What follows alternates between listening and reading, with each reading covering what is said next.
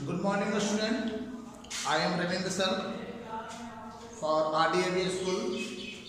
जैसा कि हम लोग जानते हैं कि आज के दौर में कोविड-19 महामारी के कारण सारे भारत ही नहीं बल्कि पूरे विश्व में कहा जाए सारे गवर्नमेंट और प्राइवेट सेक्टर जहाँ जहाँ कोविड-19 महामारी बनी हुई है वहाँ पूरी अर्थव्यवस्था से लेकर के सारी व्यवस्था हिल गई है और शिक्षा के क्षेत्र में भी काफ़ी नुकसान हुआ है।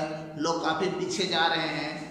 तो गवर्नमेंट ने के ऐसा इंस्ट्रक्शन आया है कि ऑनलाइन की पढ़ाई जो है बच्चों को दी जा सकती है। ऑनलाइन शिक्षा से बच्चों को इस तरह के नुकसान को रोका जा सकता है। इसलिए हमारी संस्था ने हमें प्रेरित किया और आज हम वीडियो शूट कर रहे हैं। मैं आज 4th क्लास के साइंस चैप्टर का वीडियो आप लोग को आपके लिए बना रहा हूँ।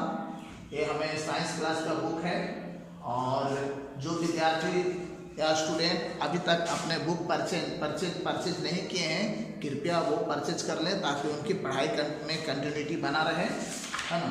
ये देखिए आज हमें पढ़ना है रिप्रोडक्शन इन एनिमल्स। तो अभी हम इसके बारे में पढ़ेंगे कि रिप्रोडक्शन इन एनिमल्स क्या होता है। एनिमल्स में रिप्रोडक्शन का मतलब होता है उत्पन्न करना, उत्पत्ति, प्रोड्यूस करना, उत्पन्न करना। तो कहता है कि हम लोग जानते हैं कि जितने भी जीव जंतु हैं धरती पे लिविंग थिंग्स वो अपने जैसा जीव उत्पन्न करते हैं। इसी के और ये जीव उत्पन्न करने का जो माध्यम है, जो तरीका है, इसी को रिप्रोडक्शन कहते हैं। तो रिप्रोडक्शन क्या है हम लोग पहले देखते हैं कि व्हाट इज रिप्रोडक्शन, क्या होता है। तो रिप्रोडक्शन है the process by which animals produce young ones of their own kind is called the reproduction. The process या एक प्रोसेस है, वो प्रक्रिया है जिसके द्वारा लिविंग थिंग्स अपने जैसा संतान की उत्पत्ति करता है, वो रिप्रोडक्शन कहलाता है। अब आगे हम लोग देखेंगे टाइप्स ऑफ रिप्रोडक्शन। ऐसा नहीं है कि सारे जीव जंतु एक ही तरह से रिप्रोडक्शन करते हैं, क्योंकि हम लोग देखे हैं कि बहुत सारे जीव जंतु होते हैं। कोई वाटर एनिमल्स होते हैं, कोई लैंड पर रहने वाले एनिमल्स होते हैं, कोई हवा में आकाश में उड़ने वाले एनिमल्स होते हैं। तो बहुत सारे जीव जंतु अलग अलग प्रकार के होते हैं और अपने अनुकूलन के अनुसार उनमें रिप्रोडक्शन भी अलग अलग होता है। तो यहाँ हम लोग देखते हैं रिप्रोडक्शन को दो भागों में यहाँ बांटा गया है। There are 2 types of reproduction. First है लेइंग एग्स एंड सेकंड है giving birth to young ones. दूसरा है giving birth to young ones. तो लेइंग एग मतलब कि अंडा देने वाले एक एनिमल जो होते हैं वो अंडे के द्वारा वो अंडे देते हैं और अंडे से संतान की उत्पत्ति होती है। कुछ देर अंडे को देने के बाद वो अंडे को छोड़ देते हैं, उसके ऊपर वो अंडे को देखभाल करते हैं और कुछ समय बाद अंडे को हैच करके उससे चूजे या बच्चे को निकालते हैं।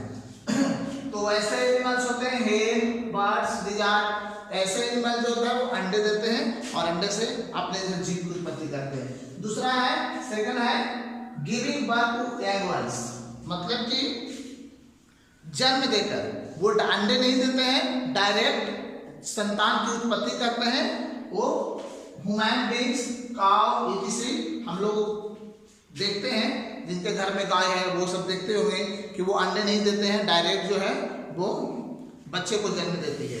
इसे मैमल भी कहते हैं। नेक्स्ट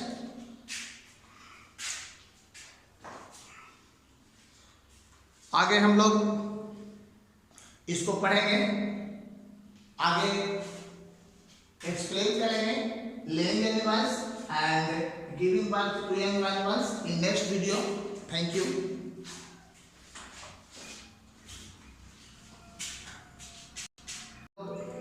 पिछले क्लास में पढ़े थे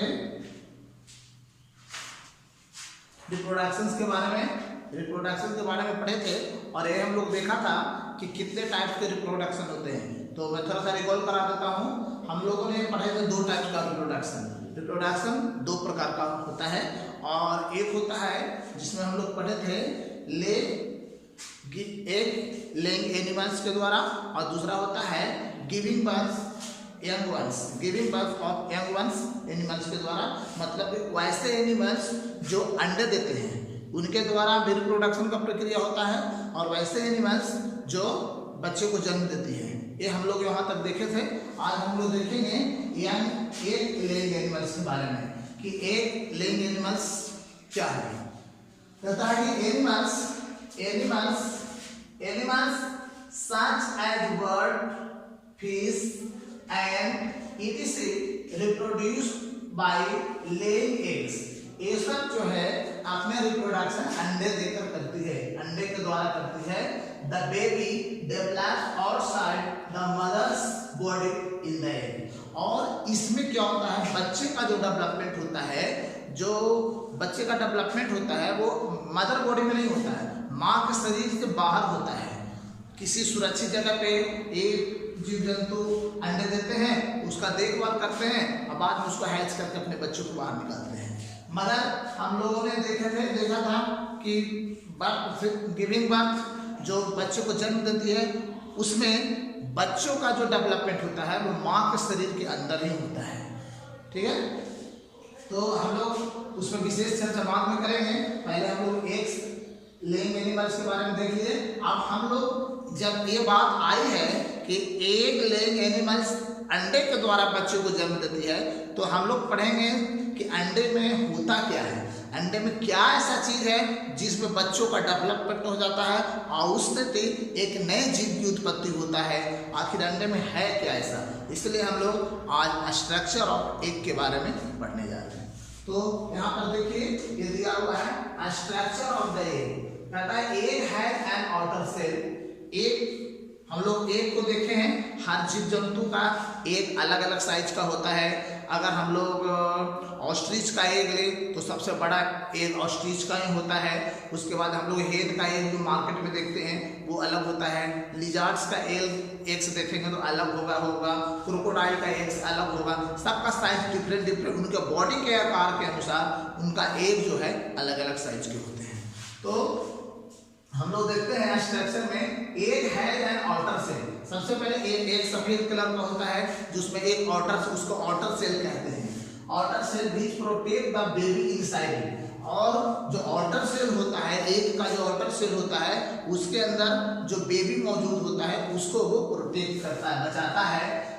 उसके बाद एग में एक व्हाइट कलर का जेली टाइप का चपचपा पदार्थ रहता है, चपचपा लिक्विड पाया जाता है, जिसे समझकर एल्बुमिन कहा जाता है, जिसे हम लोग उसे एल्बुमिन के नाम से जानते हैं। इज प्रेजेंट इनसाइड एग में होता है। Within the albumin is present A yellow protein. और ऐसे हम लोग अंडे बाजार में जब देखे हैं या अंडे खाते हैं, बाजार में देखे हैं कि अंडा जब टूटता है तो उसके अंदर से व्हाइट कलर का चिपचिपा पदार्थ निकलता है, और उसके अंदर एक यॉक होता है पीला कलर का। उसे वो जेली प्रकार का जो पदार्थ है उसको हम लोग एल्बुमिन कहते हैं। और एल्बुमिन के अंदर ही जो एक येलो प्रोटीन पाया जाता है, जो जिसको हम लोग यॉक कहते हैं, येलो प्रोटीन जिसको यॉक कहा जाता है। The yolk contain a developing embryo. इसी येलो यॉक में एक डेवलपिंग एम्ब्रो होता है, और ये एम्ब्रो जो है जो बच्चे को डेवलपमेंट में मदद करता है। और embryo protect the yolk, albumin protect the yolk and embryo. तो हम लोगों ने देख लिया कि स्ट्रक्चर ऑफ एग क्या है, स्ट्रक्चर ऑफ एग कैसे कैसे उसमें स्ट्रक्चर है, और क्या हम लोग उसको में क्या क्या पाया जाता है, कैसे बच्चे का डेवलपमेंट होता है।